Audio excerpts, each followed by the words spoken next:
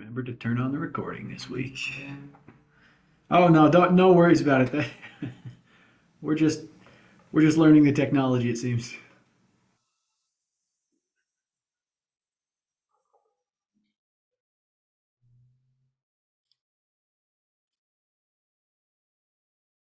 I just won't talk about pop culture law during during the actual session. Welcome, people. Welcome.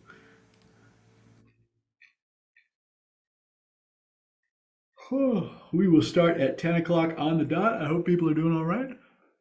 It's Friday.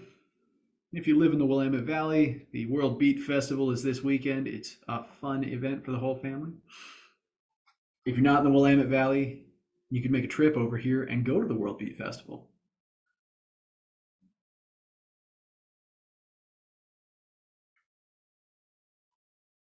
During this training as well, if you've got questions, you can pop it up in chat or in the Q&A area. Uh, we answer both of them. It's literally functionally identical. I don't actually know if there's a reason why we would want one over the other. I'd leave that to Katie if she has a good reason for that.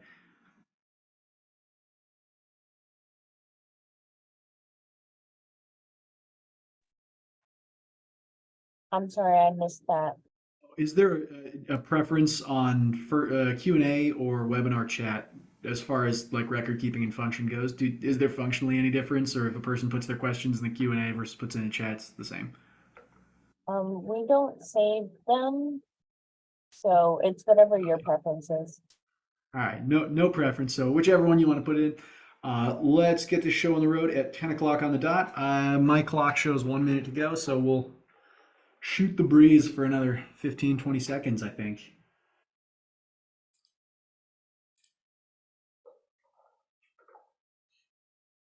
Then we'll get this show on the road. This one's going to be on first rights. If you haven't learned about them before, then you're going to be in for an interesting time. They're a thing that exists in the world of contracting that can be used in real estate, but doesn't get used exceptionally often in real estate. I think it has a place that probably should have existed much more readily in the real estate market. And we'll talk about why. There are various protections and reasons why you would do this, but it also comes with risks that we will address. 10 o'clock has happened, so let's get this started. My name is Nicholas Peasley. I'm one of the staff attorneys at Oregon Realtors. I wrote these forms, so I'll be the one talking about them. Today we're going to be talking about first rights. As you can see from the little picture, it is a reservation. That's the idea of a first right. It's kind of broadly understood. Think of a first right not as some like affirmative right you have where you can end the contract if they do something wrong. It's a reservation, a right that you get to utilize something. It's an affirmative rather than a negative right. In your OR forms, we have two first right style forms. We have form 1.6, which is the right of first offer. We'll cover that one first. And then you got 1.7, which is the right of first refusal. We'll cover that second. If you look on our website, orforms.org, you can find previews of these forms as well. You can just look at them, or you can find it on your zip forms, your Skyslope, your Lone Wolf, whatever you want to use, dot loop. And that will be in that place. So you can look these up. They are not required forms. So I want to start the whole process off with people understanding first right forms are not mandatory. It is not something that is required in a sales transaction. They are something that is an addition. It's a tool that can be used in the transaction, kind of in the same way that, for example, like a letter of intent is a tool in a transaction that does not have to be used. The way a first right works is the buyer pays some money, and they essentially reserve a right from the seller. They will reserve the ability to be the person that gets to do something, and the seller will agree to that. It is a separate agreement from the purchase and sale agreement. Technically, a first right and a right of first offer is completely different. It's like buying a car versus buying a house. They're very different contracts. One is with Subaru, the other one is with your mortgage lender and the seller. The first right of refusal and the right of first offer, those are both separate contracts that the buyer and seller sign, and they are then under a separate contract scheme. It has technically nothing to do with the actual purchase and sale agreement of the property that will exist down the road. So it's not an addendum, it's its own separate thing. We're going to start with the right of first offer. That's Form 1.6 in the Oregon Realtors Library. It is a right that allows the buyer to secure the sale of an unmarketed property. That's the way it's supposed to work. Basically, buyer uses it to guarantee a sale or to keep a property off the market for a period of time. We'll get into kind of more of what that means, but broadly understood, it is a buyer that is saying, seller, you haven't sold your house yet. You aren't even marketing it. It's not even listed yet. But if you ever do, you want to accept my offer right here and now? And if the seller says, yeah, I love that idea, I think that's a great choice, then you've secured your deal, you've secured the transaction, or you've at least guaranteed the seller won't sell it for a period of time. We'll illustrate that with more depth. The first step of this is that the buyer starts off by paying the seller for the first right. This is because it's a separate standalone contract, it requires the basics of contract law, which broadly understood are offer, acceptance, and consideration. To have a valid contract, you have to have those three things every single time. Offer is when the buyer hands the form to the seller and says, would you like to use this thing? Acceptance is when the seller goes, wow, I love this, and they sign the agreement as well. Once the buyer and seller have both signed it, they have mutual acceptance and you have agreed to the contract. There's a meeting of the minds. And then the third step is consideration, which means somebody has to be paying something of value and the other party has to be either getting something, giving something of value, or giving up something. So in this instance, the buyer is literally giving hard-earned money to the seller, and the seller is giving up the right to do certain things for a while. It's kind of the same way, literally there's a contract in law classes that you learn about where a guy tells his son, if you don't smoke cigarettes for 20 years, I'll give you $100,000. And his son refuses to smoke cigarettes for 10 years, and the dad refused to pay. And the son's, because he said, that's not consideration. It was just my son doing something that was good for him. The answer is that is consideration, because you have given up the right to do something that you normally could have done. If you could have done that thing in the real world and you agree with someone not to do that thing in the real world, you agree not to travel abroad, that is valid consideration. And so this contract is technically a valid one in that has consideration. The buyer pays money, the seller gives something up. Now you have a contract. The buyer attaches in this right of first offer, this is section 4 of it. The first step here, I'll just read out the section aloud and then we'll kind of walk through what it means. This right of first offer shall be the first page of the buyer's offer to the seller to purchase property that the seller has neither listed nor marketed for sale. If the seller is listing or marketing the property for sale at the time of this right of first offer, the right of first offer shall have no effect. So this is done for non-listed property. Once the property is listed and being advertised, there's no right of first offer. At that point, just accept the buyer's offer because it's already being marketed. So this is a pre-marketing, pre-listing form.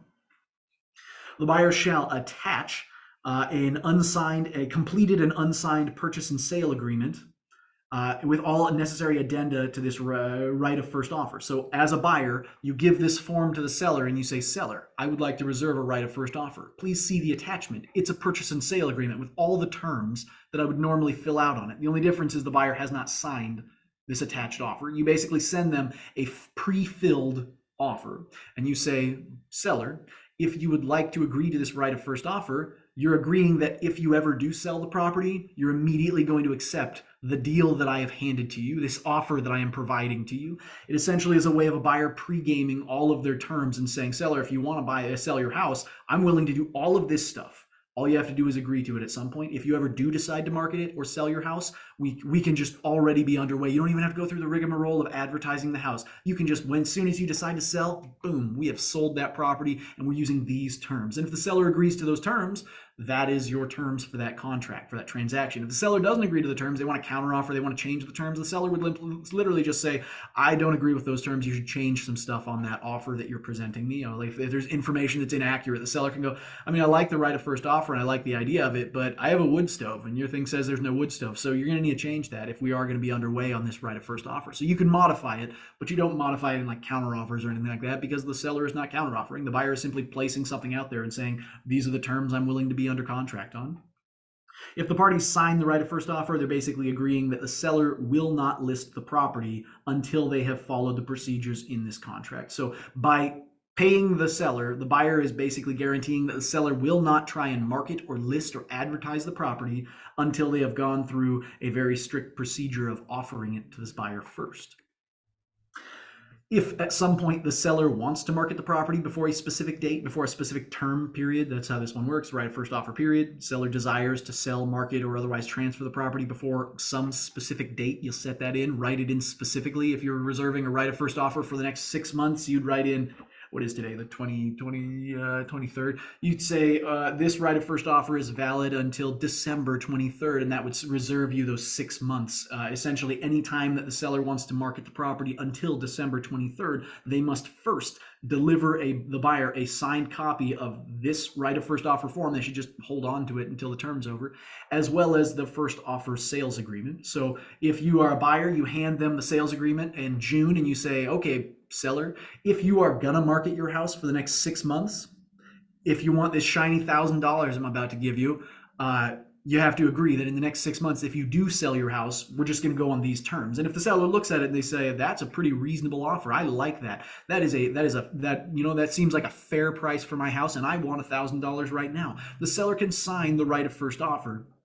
And then that basically means at any time, if they do wish to market the house, the first thing they have to do is sign that offer that the buyer gave them, send it back to the buyer, and let the buyer decide whether or not they proceed. Now, when we talked about this one slide back, the buyer sends them a mostly filled out offer. The buyer doesn't sign it. The buyer does not sign the offer they're handing the seller. It's just filled out with everything except that signature, because when the seller wants to finally sell their property, the seller signs it and they send that back to the buyer. This at that point becomes the seller making an offer to the buyer for the buyer to purchase the land from the seller. Essentially, the buyer is given a chance for the next 10 days after this seller sends it over to decide whether they want to proceed on the terms of that offer that the buyer drafted or not. Generally, the buyer will say, yeah, I like those terms. Those are good terms because the buyer wrote them. But the buyer doesn't have to. Things can change over time. If the buyer does sign that first offer, now the buyer and the seller have both signed it, they send a copy back to each other, and beautiful. Now you have a contract, and you're underway with the contract that the buyer handed the seller back in June. It could be late November, and the seller finally decides, I want to sell my house, and they send this to the buyer. The buyer goes, I love it. I still want to buy your house. Now you're underway on the terms of the contract that was signed. Now, why would a buyer reject their own offer? This does happen sometimes, and it can happen. A buyer may, in some cases, reject a first offer. The seller signs it and sends it to the buyer and says, I finally want to sell my house. Here's the terms you told me back in June. What do you think? Well, the market may have changed. If the buyer was saying, I'm willing to spend $600,000 on that house, and we suddenly have a 2008 happen, that house isn't worth $600,000 anymore, and the buyer might not see that as efficient or valuable, or the loan might not even work for something like that. The buyer's situation may have changed. The buyer may have moved across the country. They may have had kids and they want a bigger house. It could be all kinds of things that happen. The buyer's mind might have changed. The buyer just might not want this house anymore. People are capricious. Caveat emptor. It's kind of the process that exists in these. So the buyer doesn't necessarily have to want the house in the future, but they're supposed to get asked. They're supposed to at least be offered the house first. And lastly, the property might have changed. So for example, the seller might have found that a neighboring property springs up that doesn't have any access rights, and there's a forced easement across the land, an access easement. The city or the state says, well, I'm sorry, seller, but now the neighbor gets to use the easternmost 20 feet of your property as a road. Well, the buyer might not want to buy property with an easement that's on it for as a roadway, so that change in the property might be another thing where the buyer says, yeah, it's not for me anymore. The buyer can reserve the right, and if the seller does decide to sell, the buyer gets to have that offer handed to them first, but the buyer doesn't have to accept it. So when we say it's a buyer reserving the right, it's essentially the buyer reserving the right to consider whether they want to buy that house or not. It's not the buyer reserving a guaranteed, it's a done deal, where the seller gets just the power of acceptance or refusal. I see a question. Tenant is renewing a lease for 3 years and wants a right of first refusal or right of first offer. Price can't be determined until 3 years. Thought. It's an interesting one. That is the question that would largely be, are you saying something along the lines of like the tenant wants an option to purchase? If it's an option to purchase, that's a situation where the tenant says at any time, I have the right to just buy this house outright.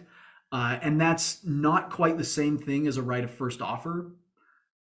If you've got something set up where the tenant's renewing their lease, they're living there for 3 years, and then after the 3 years is over, a right of first offer is manifest at that stage.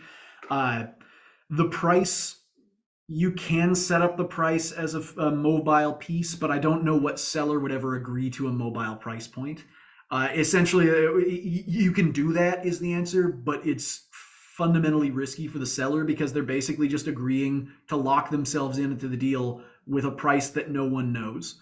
And no, very few sellers are willing to take on that kind of risk. It's possible, and if you're a buyer and you can secure that, that's just great for your buyer. But I would think most sellers, if they are well appraised or if they're aware of what they're doing, are going to look at that and say, so you're telling me I need to lease this property for 3 years, and then at the end of 3 years, you get a sweet deal on it no matter what.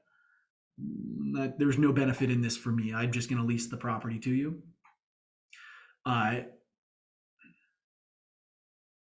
So market it and let them have the first right if they get an offer.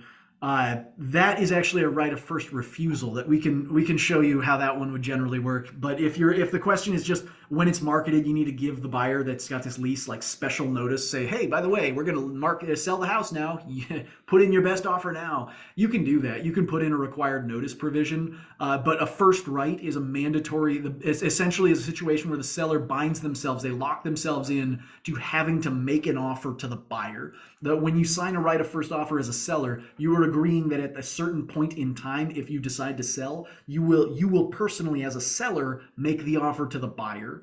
And usually in those cases, the seller wants to make sure they at least feel good about the numbers on what they're doing. If it's just if the market declines and the first offer is still in place, the seller technically has a great offer that's on the property that they can show to that buyer. If the buyer says this property isn't worth $600,000 anymore, I don't want it, the seller can just proceed with marketing the property as normal.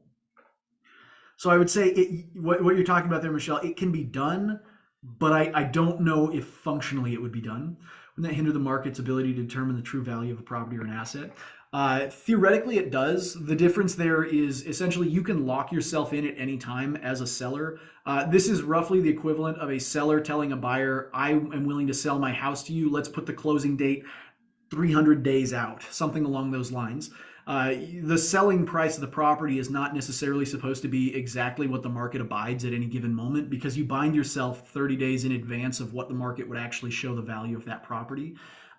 There are reasons why people would look at a first right and say that it's not for me, but in some cases, if a seller is not planning to sell their house, this is a way that sellers can literally, like I'll show you later on. I've got a slide that talks about this, but there's a secondary and subtle reason for why rights of first offer exist, and it's more of a commercial reason than anything else. So we'll get there. Don't worry. When a right of first offer is alive, that means it's still in effect before that deadline hits, before the term where it's over. At that point, it's still in effect and you'll have to follow the procedures. But once you've hit that deadline time, you no longer have to worry about the right of first offer. As long as it's still alive, the seller has agreed not to market or sell their property to anybody else until they have done the following. They don't get to sell or market or do anything, transfer the property until the earlier of the following, the end of the period. So the end of the term, you said December 23rd, December 24th has struck. Now I can sell my house. Merry Christmas. Or the buyer's rejection of the first offer agreement. If you are a seller and you say, buyer, I'm going to sell my house now. Here's the offer you sent me. And the buyer says, this is not acceptable anymore. Congratulations, seller. The right of first offer now tells you you can just market that property. So the buyer only gets one bite at that apple. Or if there's an impossibility of material dates in the first offer sales agreement. So if the buyer said in their first offer sales agreement something along the lines of like, we'll close on December 22nd, and then on December 23rd, the seller decides they want to sell their property. Well, at that point, the buyer just should have set the term accordingly based on the actual closing date of the purchase agreement. You can do those things. There's reasoning for it. But once it becomes impossible to fulfill the terms of the offer that is on there, the seller does not have to abide by the offer anymore. If the offer, for example, says something like the seller is going to there'll be a tenant on the property or something like that, a tenancy occupancy agreement that's there and the tenant moves out. Theoretically, that's one of the material. That's not a date term, so I guess that's irrelevant. I'm just making stuff up. But if there's a date term that cannot be accomplished, if there's something in there that says, we're going to close by X day, or financing must be secured by December 15th in order to close by December 30th, something like that. If you can't make that timeline happen, it's literally impossible. This restriction that says seller can't market the property no longer applies. So what that essentially means is if you're a buyer creating a right of first offer, you need to be very intentional about the timelines you put in it, because if you put something that literally can't be done in the contract, the seller can then just proceed to the contract no longer works at that point. So make sure you give yourself a window of time that is sufficient to actually make your first offer work if you are going to use a first offer as a buyer. The buyer can always reject the pre-drafted offer if the offer is not possible at any point. That is something where that allows the seller to market. So it's a restriction until the buyer literally gets one offer from the seller. After that one offer from the seller has happened, the seller can just proceed as normal. A first offer also has some boilerplate. So there are some provisions in the right of first offer that just exist as in abstract, and that's just kind of how it always goes. So there's a buyer's waiver. If the buyer fails to sign the first offer agreement by the end of that first offer period, the buyer gets 10 days to consider it. If they don't sign it within those 10 days, there's no more first offer. So seller says, it's December 1st. Hey, buyer, I want to sell my house now. Here's the offer you gave me. And the buyer's just really thinking hard. Or the buyer's on vacation somewhere and they just don't have the ability to sign. Well, you've waived your right at the end of that 10 business day period. So buyer, if you've got a right of first offer going that's in effect, don't take a trip out of country, or don't take a long hiking trip, or do the Cascade Mountain Range highway trip that people hike on for months and months. Don't do that thing, because you have a contract that might go live at any time, and if you don't act upon that contract, you'll lose it. Time is technically of the essence. That's just a provision that's in there. There's law cases that explain why that needs to be there. Essentially, if time is not of the essence, anyone can always say, well, those timelines were sort of flexible. We meant that was, when we said, finish it by Thursday, we meant finish it by hopefully Thursday. And so time is of the essence says if there is a timeline, it's official. You can't amend your right of first offer unless everybody agrees. So once you've got it in writing, once it's signed, that's the terms of the contract. You can amend it, but only if everyone agrees. The buyer can't suddenly say, like, that offer I sent you, I messed up. I meant 200,000, not 500,000. They can't make that change unilaterally. It would have to be agreed by everyone. And it's binding on all the parties into the future with their heirs and representatives and things like that. So what that means is if, for example, the seller dies, the seller's estate takes on this right of first offer, which means the seller's estate, even if they want to sell the property, they need to first make an offer to the buyer based on the terms of that right of first offer. The seller has bound their heirs and their estates to the terms of this. It essentially makes it much more difficult for the estate to kind of wiggle their way out of the deal that the buyer has struck, because the seller was the one that bound them into it. The reason why binding effect is there is largely for that estate example. If a seller does die, the buyer still reserved this right of first offer. They have the benefit of that until the term expires, or until the buyer says, I don't want that offer, or until it's impossible. And the estate has to recognize and affirm those terms of the contract that was struck by the ultimate seller. Now, there are two uses for the right of first offer. The first one is quite straightforward. It's to secure the perfect property in the future if the seller eventually sells. Let's say the buyer sees a property that is just perfect. It's the house you always wanted, and the seller at that time is not willing to sell. The seller doesn't want to sell, but the buyer says, I don't care. It's my dream house. One of these days, I'm going to live in that Barbie Malibu mansion, and it's exactly what I've always wanted.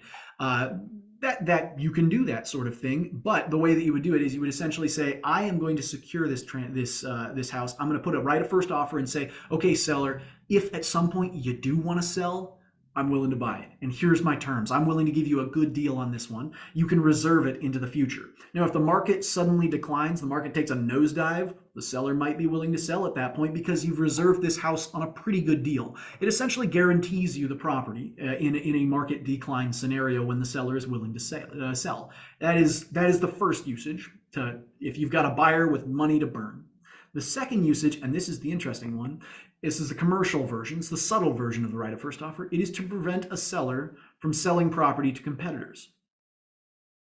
So imagine you have one business owner. These guys in the crowns are the same guy. That's the same business owner. And they own two, let's say, shopping malls or facilities of some sort, commercial facilities that are next to each other. And there's a little house in between that's owned by some random landowner. Landowner doesn't want to sell. They just don't plan to sell. The business owner can send money over to that landowner and say, I want to write a first offer. You're not going to sell the house to anybody but me for the next 5 years. And if the landowner's like, I didn't plan on selling anyways, the landowner is just getting money to keep the house off the market. Most landowners who don't plan to sell would say that's a great idea. Now, why would these business owners plan to do that? Because if they didn't, and let's say the landowner did eventually decide to move away, like it's the Up House. Disney lawyers, don't sue us, please. And the house just floats away at some point and the land is eventually sold. and it's sold to a new landowner who puts some kind of a usage in that area that could potentially drop the value of the business owner's property. That's bad for the business owner. So the reason why a business owner would go back to this first step and say, I'm going to give you, landowner, $6,000 so that anytime you do want to sell, you got to sell to me first. It ensures that you never have this scenario happening for that business owner. This is one of those situations that is usually, if you've got a business that is a very competitive one, but they're springing up everywhere, a fine example of that would be like a pot shop. You don't want your competitors springing into the neighborhoods around you because that just cuts into your business. That's just game theory. And so this form can be used as a manner of kind of securing a piece on the on the chessboard, or a place on the chessboard if it's used properly. It essentially guarantees that you have a chance to at least sell or buy the property if you ever need to, without allowing some kind of a detrimental or a value dropping usage to drop into the area as well. For most residential land users, this second thing, not necessarily a problem. For businesses, this is a very real way that this right of first offer is actually utilized. For landowners, if you do have that situation where there's like pot shops that are trying to go into your area, there have literally been cases where landowners bandy together and try and ensure that they get first priority to buy land and make it productive and useful, as opposed to it just being sold to any old person that wants to purchase it and put in a business. Is there a law to help neighbors get first priority automatically to get the right? Let's see. Is there a law to help neighbors get first priority automatically to get the right to have first offer to purchase the property? There is not a law that establishes that in any way. There is no essential requirement that a property be offered to one person at a baseline, but the right of first offer contractually creates that. So there is no law to help give yourself first priority, but having a right of first offer gives you that first priority. Now, this is a subtle and unstated portion of this whole process, is if you have a right of first offer with a seller, you can't have it with another person, because at any time it means I can't sell this property except to that one person. So if you have two people who have both been told they're the one, it's kind of like proposing to two women simultaneously. It's not gonna end well for you. I know it's like it happens in rom-coms and comedies all the time, but don't do it in the legal context because you get sued. That's sort of what's going on here. So if you want to secure first priority to automatically have that right to be offered the property, this is what you utilize in that case. It's also a way that sometimes neighbors, if they're like, I want to buy that house because I don't want somebody moving in, I want to get that property, tear down the house, and then I'll have my beautiful view of the lake like I used to before that dang old neighbor moved in. A first offer is something you can do to reserve that property for years and years and years, so that when it does get sold, you can buy it and tear that house down to give you that beautiful view of the lake again, rather than letting someone else move in and make productive use of the property. It's a very kind of dead hand control version of property, but this is a form that is utilized to do that. And this is kind of the legal mechanism for ensuring that you have that guaranteed buy for a property that you have very distinct purposes for in the future, or distinct purposes that you don't want it to be used for in the future. So, summary of the right of first offer. The buyer pays the seller to reserve the property. The seller agrees that they will neither market nor transfer the property until the offer period is over. And the buyer, therefore, reserves the right to accept or reject whatever seller offer comes in. So the buyer is paying the seller to ensure that the seller will make an offer to the buyer in the future if they want to sell. That's what a right of first offer is you are guaranteeing that the seller will offer the house to you first. That's why it's the right of first offer. A right of first refusal is a very different concept. A right of first refusal is a right to guarantee a successful result on a property sale, even if the successful result already exists. Now, this will make more sense as we talk about. I see a question before I go on to this one, and there has to be a price listed on the right of first offer. So there should be a price listed because it's a material term. It would be very difficult to get a seller to agree to a right of first offer without a material term, but in theory, you could agree to a right of first offer with no material price listed, and then just say, seller, whenever you're going to sell the house, shoot me the offer and put in whatever number you want. And at that point, the buyer is basically guaranteeing that they're giving the seller a sweetheart deal, or that they trust the seller a lot. You can do it, but a clever buyer very rarely would. It's essentially handing someone a blank check and say, use this in the future. And that's not the way that most buyers want the first right of refusal to work. If you're like Amazon or Google or something, and you just have money coming out your ears, then yeah, go ahead and do that. But don't put in a price on the first offer, and just say whatever you want when you're ready. Write it in and send it to me and I'll buy it. That's what a right of first offer essentially allows you to do if you don't put the number in on the price listing. If you put some condition in there that says we will determine the market value price of the property into the future, very few sellers would agree to that because there's no material benefit to the seller other than just knowing that the buyer will probably buy the property. So right of first refusal, my abstract way of explaining it, and this is not an exceptional way of explaining it, is the right of first refusal is a right to guarantee a successful result on a property sale, even if there is already a pre-existing, more likely to be successful result. It starts the same way as a right of first offer, with the buyer paying the seller to reserve that right. They are the right to be the first refuser of the offer. It's an independent standalone contract, so the same process of offer acceptance consideration. You pay money, the seller gives up a right to have done something, and essentially the seller is getting something out of it in exchange for the money that the buyer is paying. The right of first refusal allows the buyer to reserve a unique ability to simply become the winning offer of a property sale. Now, I'm going to read out the chunks of this little below piece. This is kind of the reason where this language comes from is section 4 of the right of first refusal. We're going to take it in 2 chunks. The first chunk is this thing here. By signing below, the seller agrees to the right of first refusal and shall grant the buyer an exclusive and irrevocable right to first refusal to purchase seller's property during the terms of this agreement and upon the terms of this agreement. At any time during the term of this agreement, when the seller receives a bona fide written offer, so like an in good faith written offer, by a willing third party who wants to purchase all or part of the property and offer. At that point, the seller, if the seller intends to accept that bona fide offer, the seller wants, so you're a buyer that has got this right of first refusal that you've got with the seller. Seller's still marketing the property. Third party buyer comes in. Third party buyer says, I love that property. I'm willing to put down $600,000 to buy that house. Then you pause everything, hit the freeze button. The seller at this point wants to accept that. $600,000, that's a good price. They want to accept third-party buyer's deal, but they have this right of first refusal. So the seller's going to pause things, and they're going to send buyer a copy of that offer that they want to accept from the third party. They're basically going to say, somebody else offered $600,000, and I want that deal. At that point, the buyer gets the right to say, oh, I want the house too, and $600,000 is a fair price. I will become the $600,000 offer. The buyer then supplants. They like a cuckoo pushing another bird's egg out of the nest and laying their own egg. The buyer replaces that other buyer and then becomes the winning bid. So it's a way of absolutely guaranteeing that you are the one that gets the house, but it's based on someone else's terms. So you don't know what other parties are offering, but you're willing to take the house, buy this house for any term money that they offer, and you gotta have it. A right of first refusal ensures that you will get it based on anyone else's terms if you're willing to pay.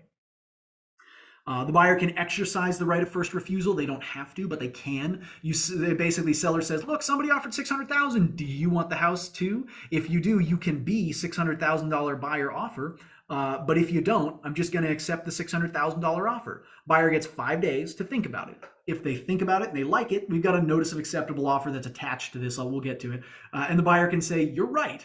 I do want to be that $600,000 offer. Check me in, put me in, coach, and then you'll substitute the old buyer, that third-party buyer, for this new buyer's offer, and you'll say, great, I accept the deal from first refusal buyer, and they now are going to be the one that buys this house. If the buyer doesn't say anything for that whole 5 days, they go 5 days and they say nothing, they never indicate that they wish to exercise their right of first refusal, the seller at that point is supposed to just sell the house to the third-party buyer, the person that had the good offer in the first place. So the seller loses nothing out of this. They get a buyer one way or the other. What the buyer gets, if they have a right of first refusal, is the ability to say, I absolutely have to have this house.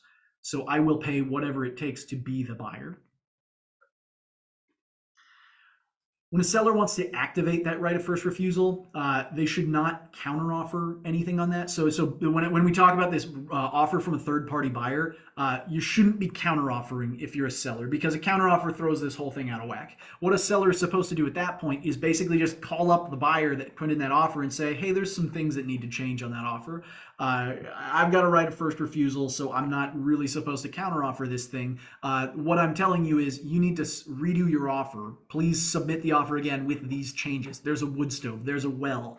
The property is, the fridge is included on the personal property section. So, put that in that contract. You don't counteroffer those terms. You just call up the other agent, the buyer, third party buyer's agent, and say, you need to change these things because your offer is not accurate and it can't be accepted in its inaccurate state. Once you have that accurate offer submitted, then you send it off from the third party, you send it off to the first refusal buyer and say, okay, what do you think? Here's a really final offer that will just be accepted outright if not. Do negotiations regarding terms go on during this time? So negotiations regarding terms would be this kind of thing. Before you even send the document over to the first refusal buyer, terms should be fully negotiated and hashed out. That means terms are negotiated, but not with counteroffering. Counteroffering rejects the offer and is instead seller saying, hey, buyer, here's my offer to you. And you're not supposed to do that when you got a first refusal going on. Instead, the seller can just call up the buyer and say, you need to modify your offer in the following ways. I'm not rejecting it. I'm just saying change it, because it will be rejected if the changes don't happen, because it's simply inaccurate. If you have nothing in here about the fact that it's an old house and you need lead hazard forms, you got to put that in there, because I'm not going to accept an offer that puts me in a legal quandary. So negotiations all happen before this first refusal is even sent over to that original potential buyer. The seller's not supposed to duck this first refusal either by having a bona fide third-party offer with a short expiration timeline. So you need to give the buyer 5 days to think about it. If that offer from the third party expires in 2 days, you're supposed to send over a form that says, hey buyer, I got an offer, it expires in 2 days. You can accept it right now, but if you don't, I'll try and negotiate an extension to that timeline. If I can't get an extension to that timeline, I have to reject it because I bound myself in my right of first refusal.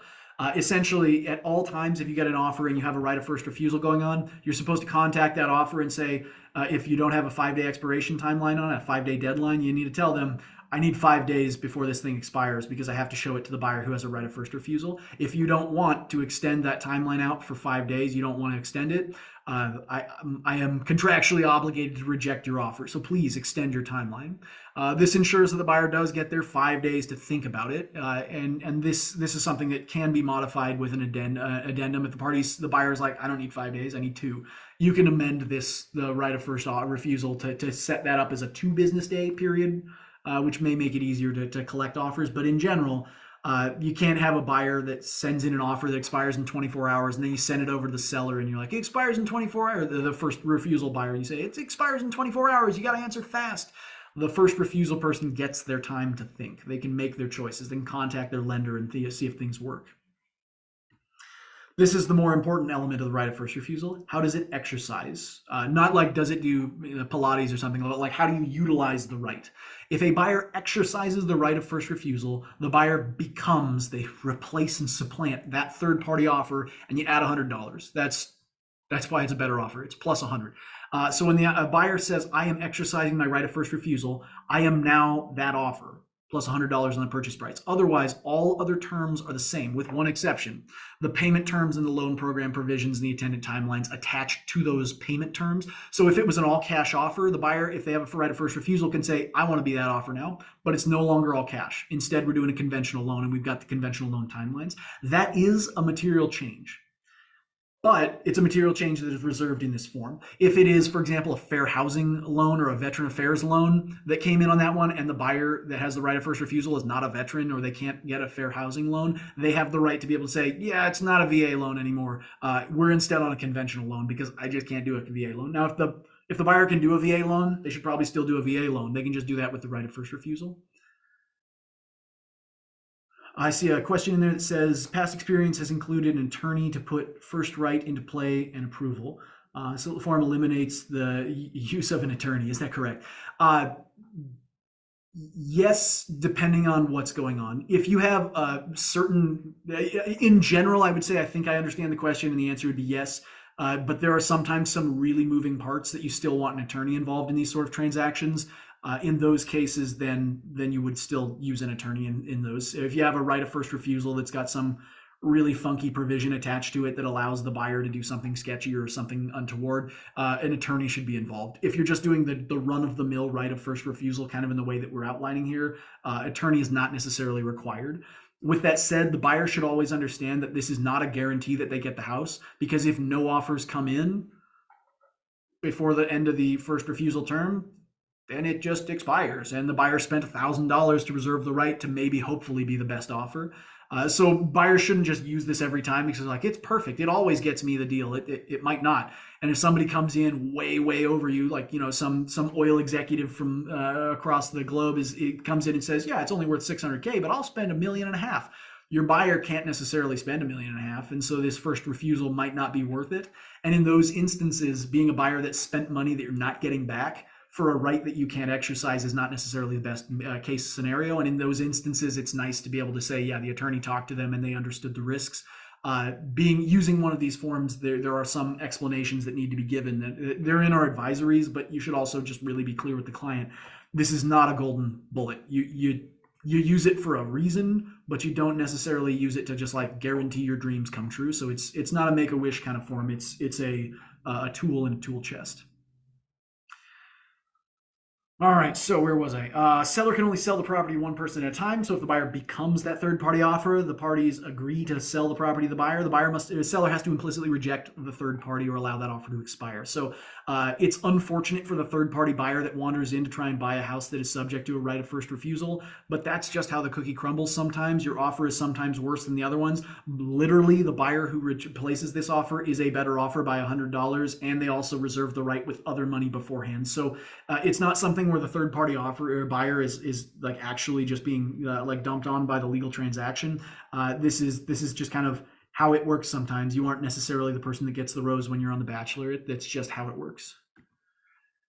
Exercise the right of first refusal. If the buyer's right of first refusal acceptance happens, it's on the same terms as a third party offer, but it can have different methods of payment. So instead of doing all cash, it might use a loan.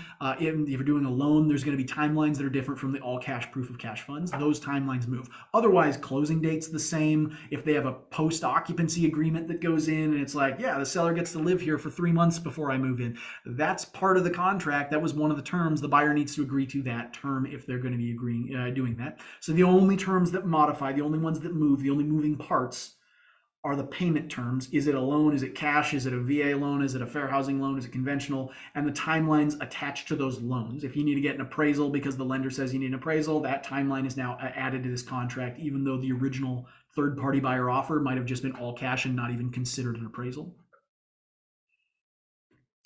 If the buyer fails to exercise their right of first refusal, they just don't utilize it in that 5-day period. They're basically saying, I am not going to take this one. At that point, we've got it written into the contract that seller is obligated to accept that third-party offer.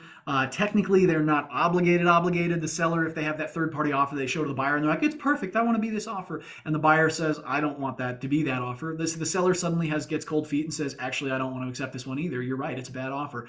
The right of first offer has not expired at that point because the seller has simply not accepted the third-party offer. It was not a first refusal. Instead, it was a mutual refusal. So sellers obligated to accept language is there in those cases. We basically put it in there to say, seller, be honest, be truthful when you're using your right of first refusal or handing this form off to the buyer. You shouldn't be just kind of jerking them around and trying to make them or confuse them or make them drop their right of first refusal. If you're going to show them an offer that you intend to accept, you need to actually intend to accept it. That seller needs to accept is also not considered if you have one that's an offer from the third party that expires. So if you have an offer that comes in and expires in 24 hours and the seller sends it to the buyer and says, it expires in 24 hours. I know I'm supposed to give you 5 days. I'm so sorry.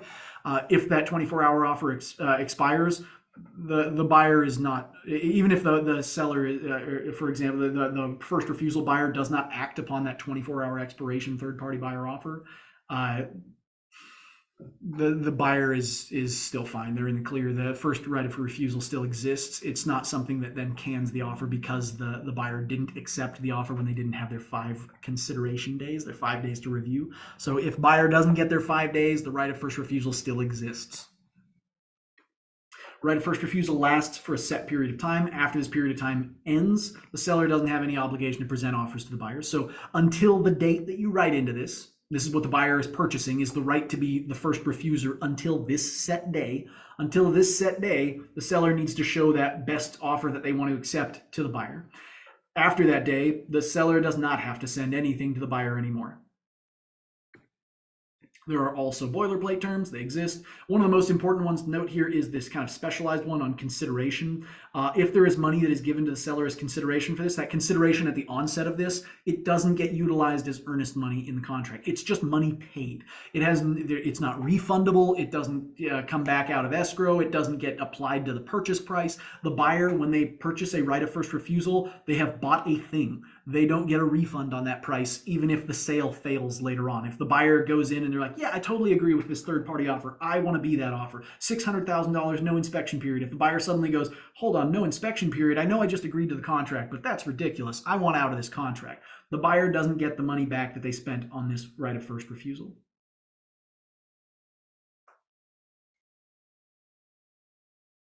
Is the third party always the person with the right of first refusal buyer?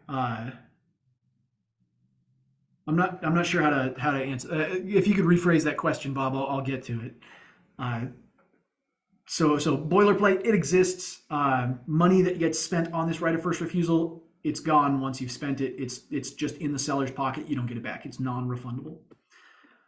When the buyer exercises the right of first refusal, it gets done through this Form 1.7b. This is the second page of the right of first refusal in the PDF documents. Essentially, you've got your right of first refusal, that's the agreement, and then this is the notice of acceptable offer. So the notice of acceptable offer is one that the seller sends to the buyer. Basically, the seller sends this over with a copy of the offer, and they say, hey, buyer, I got an acceptable offer that I want to accept, unless you say you want to become that offer. If you don't say you want to become the offer, I'm just going to accept the offer that I'm showing you. If you do say you want to become the offer, then we're underway on a new terms of that contract. So this is the way for the seller to basically say, you buyer, I have found the offer. You have 5 days, make your choice. Once this is sent, the buyer's timeline begins. The seller should indicate in this as well. There's a checkbox for the seller to be able to say whether or not the offer gets its full 5 days, or if the seller is having in the middle of negotiation with the third party buyer. So if third party buyer comes in, they have their offer. Seller only gets 2 days to consider that offer. They're going to need to tell that third party buyer, I need to extend this out. I need 5 days because I have to show this to the first refuser. The first refusal buyer needs their full 5 days. So I'm going to negotiate with you. But while I'm negotiating, I am sending a copy of this redacted document over to the first refuser buyer to consider it. And hopefully we can get this extended. My use of third party gets a bit confusing on which offer I'm referring to. So third party is the person with the in this case, no. So I follow your question now, Bob. When I'm talking about third party, what I'm essentially talking about is the party that is, so you've got seller and buyer, and the buyer is the one that has the right of first refusal. And then there's another buyer, let's say multiple buyers are looking at the property. Third party buyer is just some other person who also wants to purchase the property and is putting a deal down. So that third party person doesn't have the right of first refusal. They're just the rube that's walking in and saying, I like this house and I want to spend money on it. At that point, the first refusal buyer, the original buyer that sent in this right of first refusal and got that secured, they get to utilize their right or not. But it's triggered based on some other buyer, a second party, buyer B, you might say, is the person that triggers the right of first refusal for buyer A. Send a redacted copy. I get to that a little bit in this case. Seller should include a copy of the third party offer and all addenda of that offer. That's basically just sending the buyer across and saying, here's all the information. Use your discretion here if there's personally identifying information on that offer that needs redaction. So don't send copies of like pre-approval letters. You shouldn't do that. If the buyer sent a love letter, don't send that as part of the attached documents. Like that information should not be sent along. You shouldn't be sending pictures of the third party buyer that was so curious about this house and wanted to buy it. And every once in a while, some really sketchy stuff happens too, where buyers will like send across information like, here's my lender's documents, and they'll have like their social security number and things. Don't send that to the first refuser. The first refusal buyer should just be getting essentially the terms of the agreement, nothing else. So they should just know what the terms are and know that there was an offer that has been offered that has valid consideration and valid terms, and it's got a good timeline in it, waived inspections and all kinds of other things. But don't send them pre-approval letters. Don't send them email communications with that third-party buyer. Don't send them pictures of the third-party buyer, that kind of stuff. So when we say redact, it's kind of like the use your best discretion and make sure you're not just kind of ruining someone's personal identifying information as a part of just sending attached documents, if that makes sense.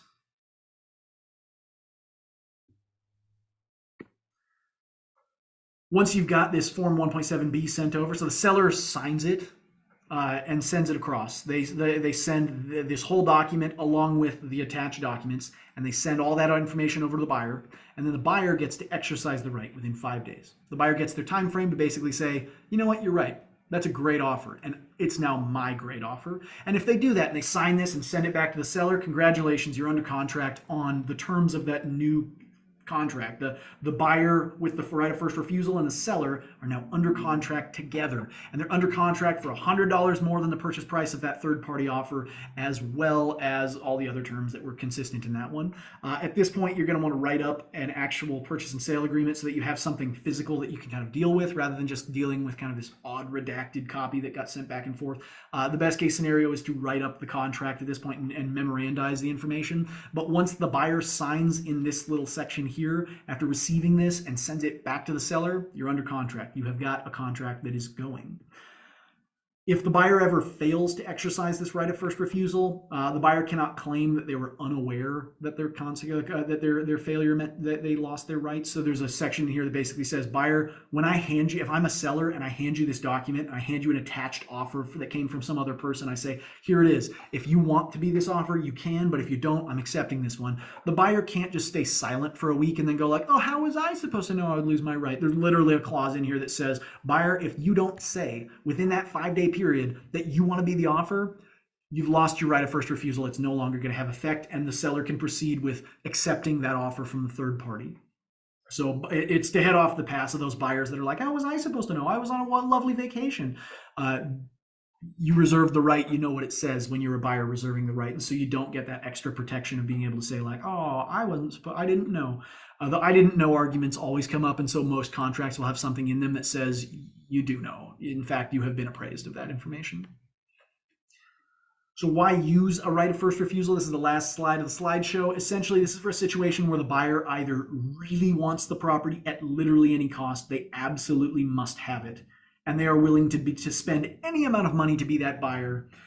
Then you'd want a right of first refusal, because at that point the buyer is saying, I'm going to put out my best offer that I think is reasonable, but if somebody else is just crazy unreasonable, and I'm in a bidding war with some kind of a Saudi prince that just wants to spend millions on it, but I have millions to spend, use your right of first refusal. You're a buyer that can hop in and say, you know what, I like his offer, but I like mine more. In fact, this is the offer we're going with, and you can guarantee the sale. The other way that you would want to use this is if you're a buyer that doesn't know how the market in the area works. This is a buyer who's unrepresented by brokers typically, or it's a broker who's like, yeah, the market is moving really weirdly in this area. If you really like the property, but we don't know what people are going to be offering, we can do a right of first refusal.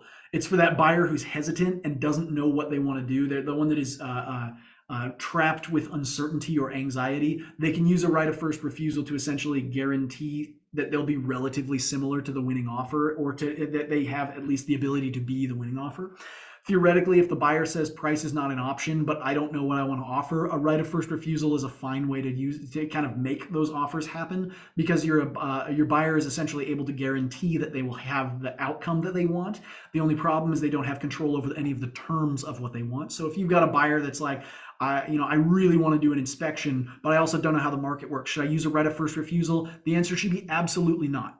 Because if you want your inspection, you need to write an offer that includes an inspection, because somebody else might come along and say, yeah, I don't want an inspection. I don't care about that at all. And that's the winning bid, because the seller really doesn't want to do that inspection. If you're the buyer that has a right of first refusal, you'll get that offer handed to you, and you'll have spent money to get that offer handed to you, and you'll look at it and go, well, but it doesn't have an inspection. What am I supposed to do with this? That's super dangerous. It is. And that's the danger of a right of first refusal. You do not get to pick the terms of the offer that you're using if you're the buyer that has this right of first refusal. You just are saying, whatever somebody else offers, I'm willing to do it, but better. So that's where we've taken you to. That's the right of first offer and the right of first refusal. Questions. Let's see. Line 69, single sentence only, refers to third-party offers and refers to the buyer exercising the right. Which one are we at? This one. Buyer has refused to. Was it this line 69, or was there a different one earlier?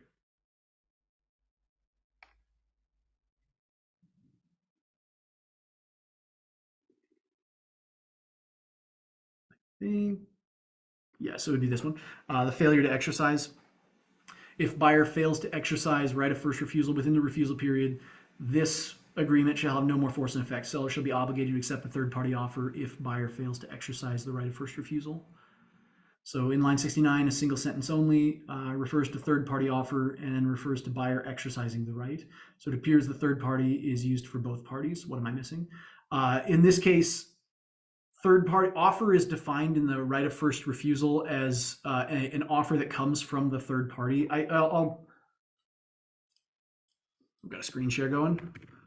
I'll go to orforms.org and we can show off the forms. So if we go to review all forms on this one, we can pull up form 1.7, right of first refusal. And you've got that guy there and this guy here. When we talk about it, we define offer in that contract as a bona fide written offer from a willing third party to purchase all or any part of the property.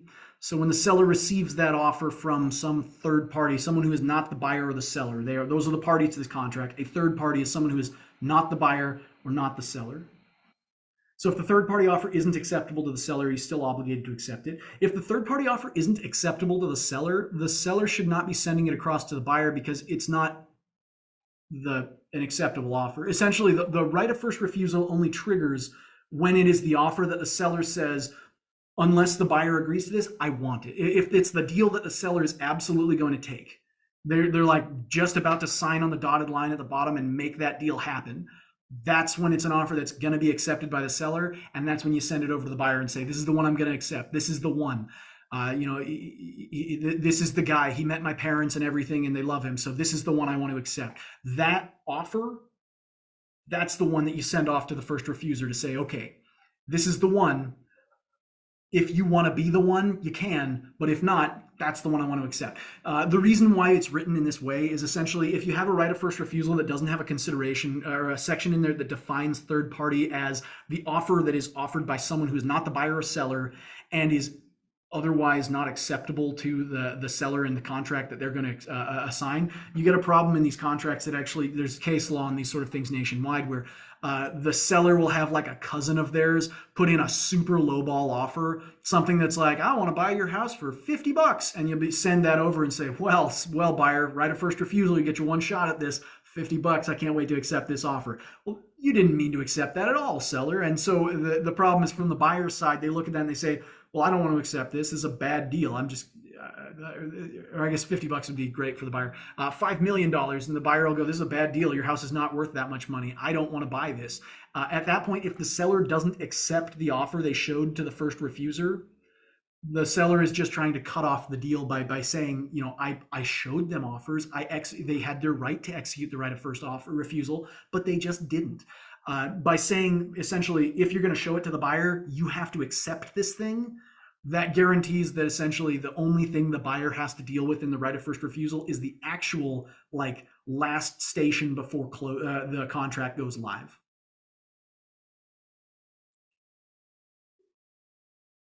If there are questions, this is a great time to ask them as well. I realize I talk fast and I use a lot of esoteric and sometimes really poor metaphors. So please, if there are questions for clarity's sake, ask them if you've got any.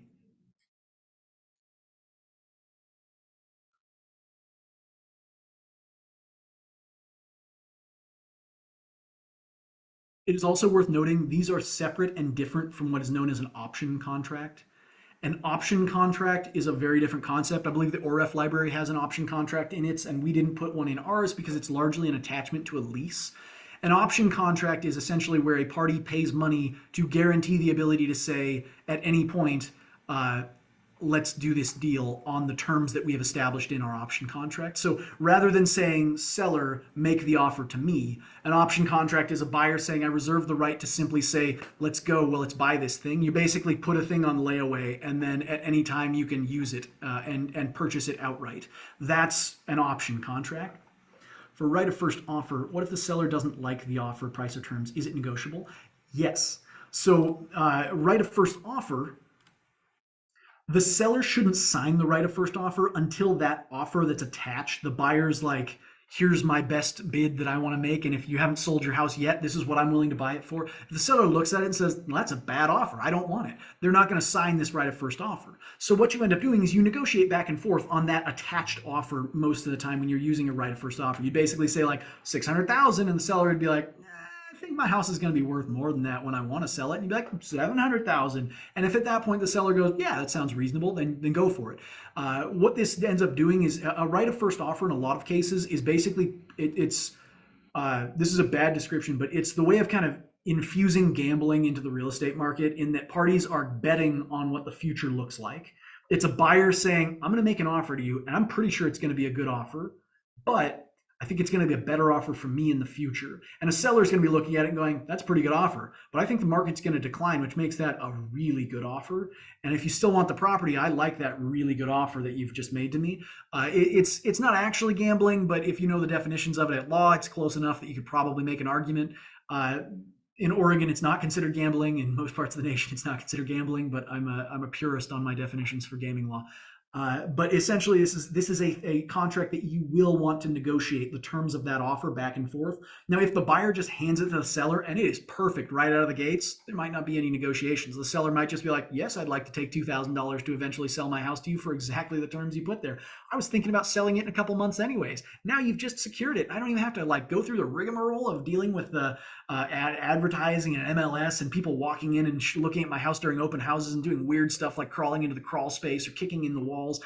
You skip all that process. For a seller, that's a great thing sometimes. For those private people that don't want to deal with people walking into their kind of their fortress, this is a tool that is sometimes useful. But you want to make sure that you've negotiated your terms upfront at the onset. You know what the terms are before you do anything, any agreeing to this if you're a seller. You want to absolutely approve of every single term that is on that buyer's offer.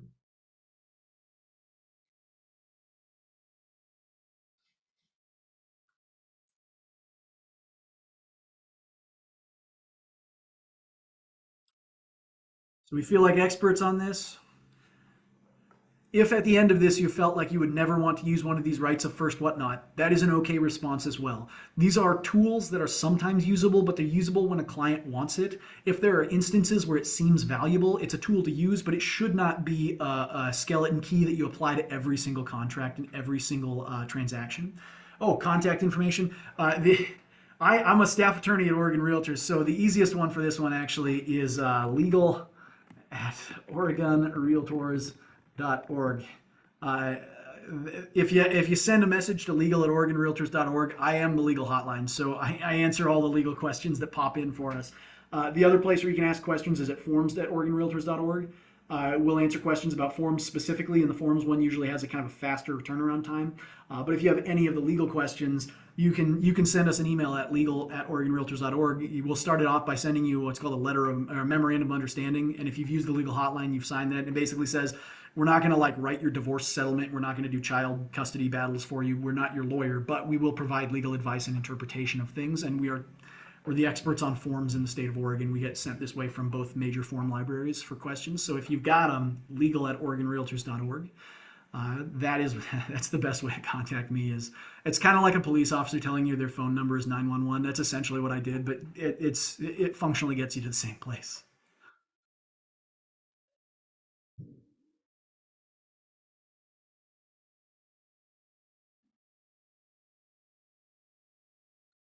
With that, it is 11 o'clock. If you're interested, we have an open house that goes from 11 to 12. Jeremy Rogers, the legal affairs director, will be in that one. It's essentially a way of just getting a mainline direct with like you can look him in the eye and ask him a legal hotline question or ask him about forms. It usually goes about a half hour before people lose interest and they wander off. So if you've got questions that are just burning and you really want to ask them and it has nothing to do with first refusals or first rights, you can hop into that open house. If you look on OregonRealtors.org's website, we have fun and fancy little sign up area for that where you go to training and then virtual open house, and you can hop in and ask any questions you'd like of Jeremy on that one, and he'll do his best to answer you in real time. And so if you do have legal hotline questions, legal@OregonRealtors.org, or you can hop in on the open house and ask them. Otherwise, I will release you to the wilds once more, and have a wonderful weekend, everyone.